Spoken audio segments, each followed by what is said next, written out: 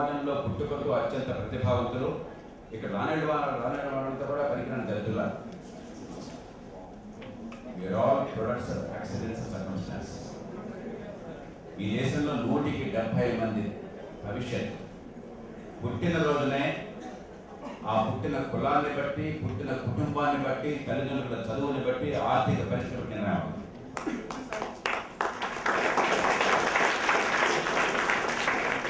జ్యోతిష్యుగా నటించి వస్తాను.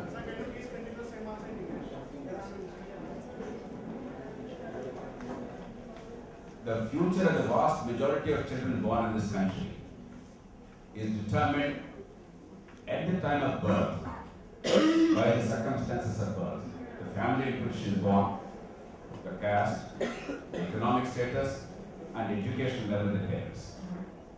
These are the most important determinants of a child's future, not the innate ability of the child and the willingness to work hard. That is an insane society. If a society is not allowing the child's ability to flourish by creating institutional mechanisms, but the circumstances of birth are dictating the future, that is an insane society. Reservation is not a solution to the problem. Reservation was intended to be merely a reparation, a short-term reparation, because our founding fathers, our leaders realized that there are serious social divisions.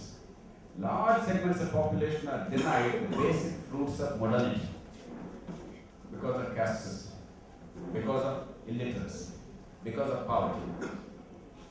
Now there are two ways of addressing. One is trust us, we will make sure this will change, meanwhile suffer. Second way is trust us, we will do our best to change it, but meanwhile, in order for you to trust us, we are ensuring that these sections also get an opportunity. But what is the idea? This is a meanwhile solution. This is a temporary reparation, it's not a solution. The idea is that within 10 or 15 years, we will give education of quality accessible to every single child of India, irrespective of birth.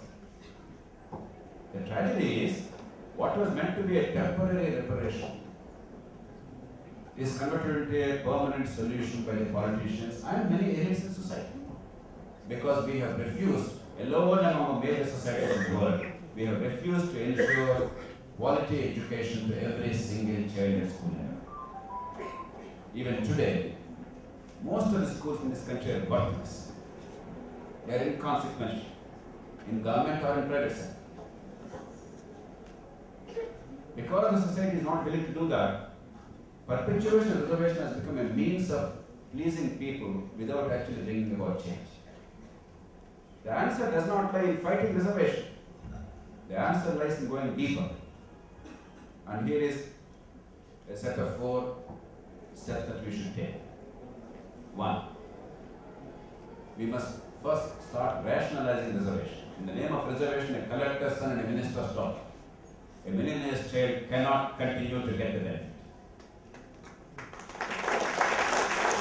Once somebody gets a significant benefit, either financially or educationally or professionally, then that somebody must be taken out of reservation, because the people who are losing because of that are the poorer children in those communities. The society must stand firm on that. Step 2. There are many poor children from the other communities not getting reservations. They go to the same schools of immense backwardness. Give them a weightage. We can't give more reservations now. Already we reached our quota. So give them a weightage. You take a collector's child, spend 2,000 rupees a month, going in a car, going to a good school, and then the parents again spend an hour or 2 every day. And take a village laborer's daughter going to a neighborhood school. Suppose the village laborer's daughter got 75%, the collector's son got 80%. Who is truly meritorious? Does the system recognize that? So give a weightage to that change. Maybe 5%, maybe 8%. We can do some algorithmic calculations, we can do computation, we can come up with some numbers. Give a weightage so that there is this sense that yes, I can also compete even if I didn't have an advantage in check. 3. Guarantee quality education to every single child at school level. Build institutional framework. 5, 10 years, or maybe 15 years, it will not happen overnight. So I can't say I do it first. Simultaneous work aggressively. If you go to the United States, or Britain, or Japan, or Germany, or France, it doesn't matter whether rich or poor.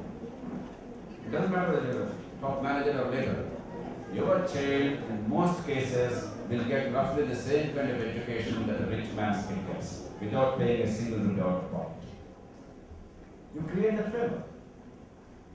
The society must utilize every single energy, concentrate all its efforts in making that happen, because that is the greatest guarantor of social justice and economic prosperity.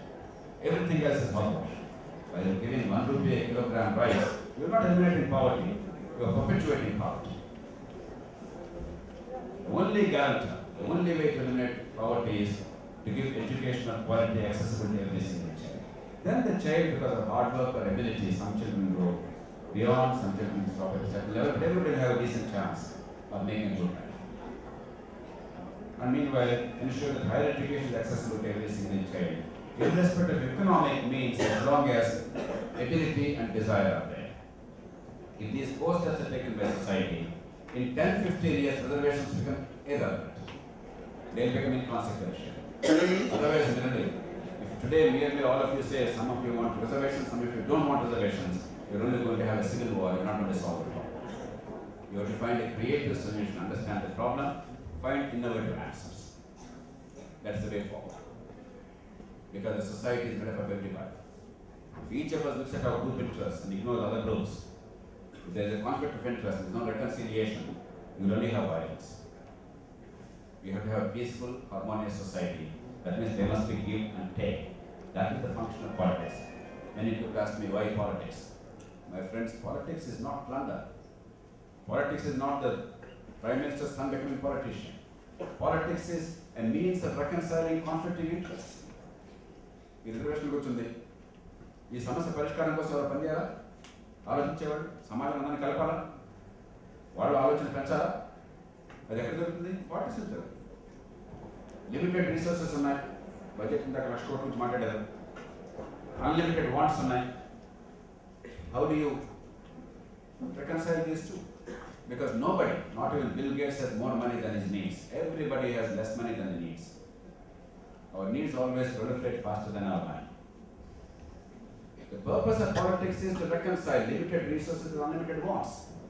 దేనికి ఖర్చు పెట్టాలి? రూపాయి బియ్యానిక, మంచి స్కూల్కా, ఆరోగ్యశ్రీలో cochlear ఇంప్లాంట్కి 8 లక్షల రూపాయల జబ్బుకా, లేకపోతే టీకాలు వేసి లక్షల మందికి జబ్బులు రాకుండా చేయడానికి ఫస్ట్ ప్రయారిటీ దేనికి వాడు?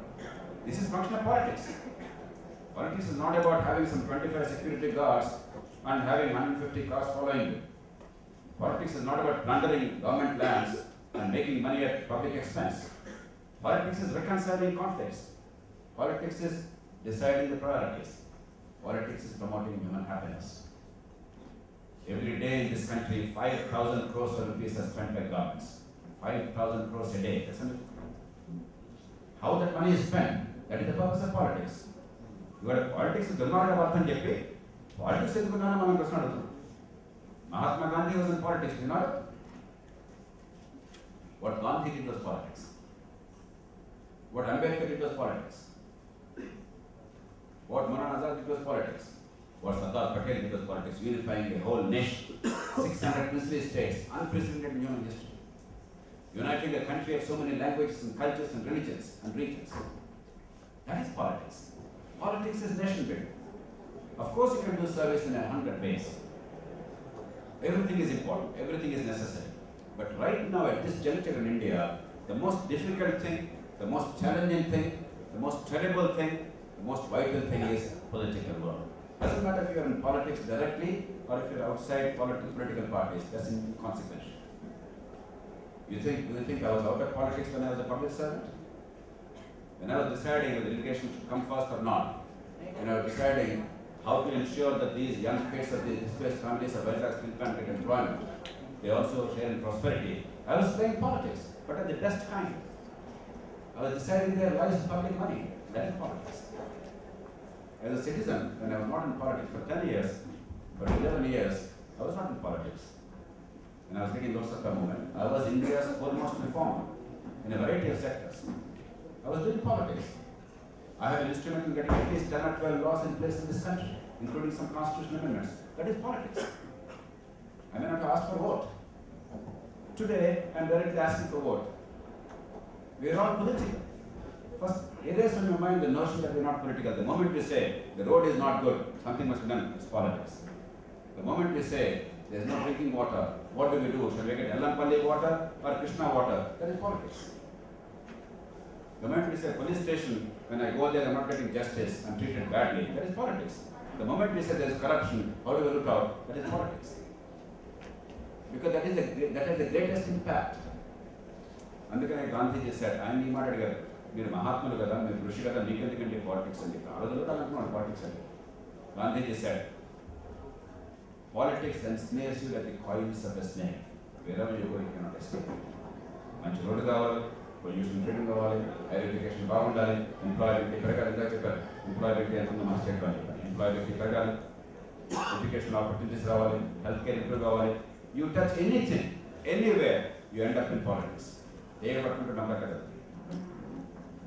Once you separate politics, then you don't have to worry about politics. It will have an autonomous existence. Right now, the single biggest cause of India's backwardness and failure is the nature of politics and nature of governance.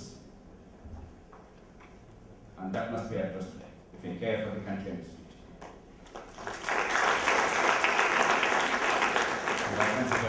Politics is a deep reputation. నాకు తెలిసి ప్రశ్నలన్నీ వస్తాయి. నాకు తెలిసి అది ఎంత కష్టమో తెలుసు. నాకు తెలిసి జనం ఎంత అమాయకత్వం ఉందో, ఎంత పొరపాటు ఉందో, ఆ అజ్ఞానం వల్ల వాళ్ళు కూడా అంతా తప్పు చేసుకుంటారు నాకు తెలుసు. ఈ ప్రజలు కలిసినారని కూడా తీసుకోవాలి, టైం పడుతుందని తెలుసు, నిద్ర పడాలో తెలుసు. కానీ ముళ్ళబాట కదా అని మనం పారిపోతే దుర్మార్గులంతా మిగిలిపోతున్నాం. అందుకే best lack all conviction and the worst are full of passionate intensity. మంచివాళ్ళంతా కూడా మౌనంగా ఉండిపోతే విరువులైపోయి దుర్మార్గులు దుస్సాహసాలు కూడా కడుతున్నారు ఈ దేశం. Is that what you want? You want the crooks and dregs of humanity to lead this country? To spend your public money? To make laws for you? To make decisions that affect the lives of millions of people? Or you want the best and the brightest? That society is poor. With the best and brightest, they run away from politics. Best and brightest must get into politics, must get into positions of office, not for personal gain. Believe me, విద్యుడికి అధికారం ఎప్పుడు ముళ్ళకిరే. అది లేకుండా కుటుంబాన్ని చూసుకోవచ్చు, వ్యక్తిగతంగా ఆనందాన్ని పొందొచ్చు, మంచి పుస్తకాలు రాసుకోవచ్చు, మంచి కవిత్వం రాసుకోవచ్చు. కానీ ఆ ముళ్ళ కిరీటాన్ని కనుక ధరించేవాడు లేకపోయినట్టయితే సమర్థులు, విద్యులు, నిజాయితీ పరులు సమాజం చాలా నష్టపోతుంది.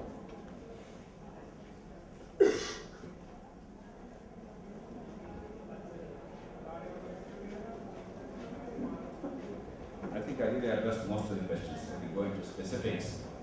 RTI, obviously, as one of the key authors of RTI చట్టం, దానిలో ప్రతి కామా, ప్రతి పదం, ప్రతి వాక్యం నేను నిర్ధారించిన తర్వాత పార్లమెంట్లో బిల్లుగా వచ్చింది.